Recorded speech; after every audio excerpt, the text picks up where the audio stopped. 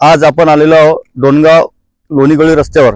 इथं बोर तळ्याजवळ आपण आलेलो आहोत. हे आपण बघू शकता. हे रोड 2022-23 मध्ये मंजूर झालेला आहे आणि या रोडची जी स्थिती आहे तर आपण हे बघू शकता. काही महिन्यापूर्वीच रोड झालेला आहे. कारण या रोडचे जे अंदाजपत्रक आहे महाराष्ट्र शासनाच्या नियमानुसार 1,93,73,76,100 रुपयाला एवढ्या रकमेची याला तांत्रिक मंजुरी प्रदान करण्यात आलेली आहे.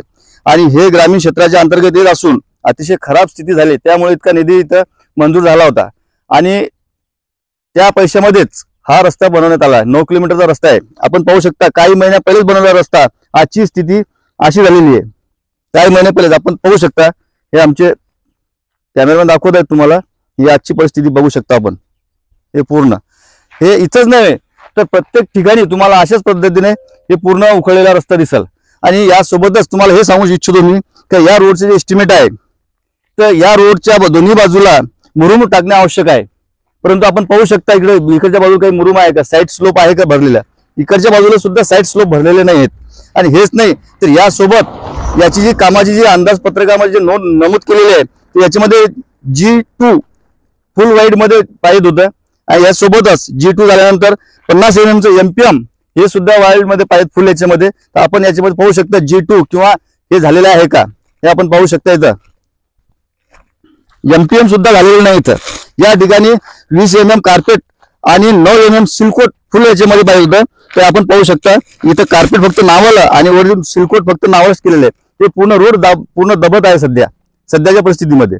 म्हणजे शासनाच्या जे अधिकारी आहेत किंवा अभियंता या रोडचे काम चालू असताना येतात तर हे कोणते डोळे लावून काम बघतात की एखाद्या धाब्यावर बसून काम बघतात, हा प्रश्न सर्वात मोठा उपस्थित होत आहे. ह्या कामाची किंमत 1,93,00,000 रुपये असली तरी या पैशामध्ये काम झालेलं आहे का हे आपण बघू शकतो. हे बघू शकतो आपण प्रत्येक ठिकाणी. विशेष म्हणजे या रोडवर जास्त मोठे माल वाहतूक वाहने नसून सुद्धा रोडची परिस्थिती आता याप्रमाणे आहे. आपण पाहू शकता. कारण म्हणजे हे रोड बनवण्यासाठी जे शासनाने पैसा खर्च केला तर हा खर्च अधिकारी ठेकेदार यांच्या संगनमताने तसेच राजकीय नेत्यांचे हात असल्यामुळे हा पैसा फक्त नावासाठी आला आणि काम झाले फक्त नावासाठीच. कारण अधिकारी सुद्धा या ठिकाणी येतात आणि पाहतात की बाबा काम चालू आहे आणि चालले जातात, परंतु हे काम खरंच निकृष्ट आहे की उत्कृष्ट आहे किंवा क्वालिटीमध्ये होत आहे की अक्वालिटीमध्ये होत आहे हे सुद्धा ते पाहत नाहीत.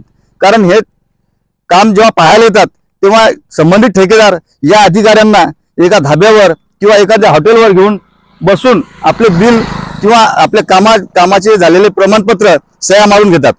परंतु आम्ही जी माहिती मागितली होती सार्वजनिक बांधकाम विभागाला तर त्याच्यामध्ये त्यांनी सांगितलं की बा या क्वालिटी कंट्रोलला आम्ही पत्र दिले ते अजून आले नाहीत. तसेच की यामध्ये रॉयल्टी जे आहे त्याचं बिल ठेकेदाराचं बिल भेटलं नाही म्हणून आम्ही रॉयल्टी सध्या काही कापली नाही आणि ठेकेदाराचं बिल सुद्धा भेटलं नाही. पण असं आपण समजू शकतो की बा इतक्या महिन्यापासून काम झालं आणि ठेकेदाराचं बिल निघलं नाही हे कितपत योग्य वाटतंय आपल्याला हे सुद्धा आपण पाहू शकतो.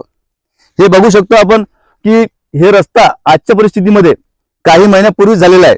म्हणजे कमीत कमी या रोडला व्हायला 4 ते 5 महिने झाले असतील तर 5 महिन्यामध्येच ही स्थिती आहे आपण पाहू शकतो. हे पूर्ण पाहू शकतो. हे 6 महिने झाले तर ही परिस्थिती अशी आहे की 6 महिन्यातच हे पूर्ण उखळलेलं आहे. हे लोणीगळी ते डोणगाव 9 किलोमीटरचा रस्ता. आज याची परिस्थिती आपण हे पाहू शकता. हे बघा आपण हे जुनं काम खाली आहे आणि त्याच्यावर हे फक्त कार्पेट MPM करून थोडंसं काहीतरी नावासाठी कार्पेट केलेलं आहे. म्हणजे हे अधिकारी यांना दिसत नाही का? सगळ्यात महत्त्वाचा प्रश्न, अधिकारी यांना दिसत नाही का? ठेकेदार आपल्या हिशोबाने काम करतील परंतु अधिकारी सुद्धा ठेकेदाराच्या हिशोबानेच काम करून घेतात का? हा सर्वात मोठा जनतेमध्ये प्रश्न निर्माण होत आहे. कारण जर अधिकारी ठेकेदाराच्या इशाऱ्यावर काम करत असतील तर जनतेचा पैसा असाच वाया जाणार आहे. हेच नव्हे तर आपण पाहू शकता बाजूला स्लोप साईड सुद्धा मुरुमाची भरलेली नाही. कोणत्याच बाजूला कुठे नाही. इथून 9 किलोमीटर रस्ता हा लोणी गवळी ते डोणगाव पर्यंत कुठंच साईड स्लोप भरलेली दिसणार नाही तुम्हाला.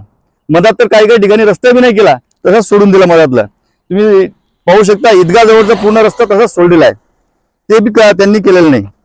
आणि हे रस्ते आताच इतके दबत आहे तर येणाऱ्या काळामध्ये हा रस्ता पूर्णच खराब होणार. म्हणजे खराब झाला की पुन्हा याचे टेंडर निघणार, पुन्हा ठेकेदाराला काम मिळणार, पुन्हा अधिकाऱ्यांचे फायदे होणार आणि राजकीय नेत्याचे सुद्धा फायदे याच्यामध्ये होणारच. कारण पुन्हा पुन्हा जर काम पास होऊन आपल्याला भेटते तर फायदा याच्यामध्ये ठेकेदारासोबतच अधिकाऱ्याचा सुद्धा फायदा होणार याच्यामध्ये. तर या कामावर वरिष्ठ अधिकाऱ्यांनी एसी रूम मध्ये बसल्यापेक्षा साईटवर येऊन जर हे काम बघितलं तर त्यांच्या लक्षात येईल हे काम किती निकृष्ट दर्जात झालेलं आहे. आणि हे रोड काम चालू असताना ज्या अभियंत्याकडे या रोडचं काम होतं त्या अभियंत्यावर सुद्धा कारवाई वरिष्ठ अधिकाऱ्यांनी करावी. कारण या अभियंत्याने लक्ष दिलं नाही या कामावर, म्हणजे लक्ष दिलं नसल्यामुळेच ह्या कामाची परिस्थिती आज ही आहे.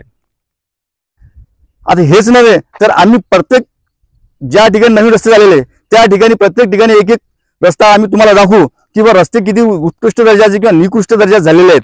पुढच्या येणाऱ्या काळामध्ये आम्ही येणारे रस्ते असणारे रस्ते सुद्धा आम्ही ते दाखवणार. शब्दवान न्यूज साठी जमील पठाण, डोणगाव.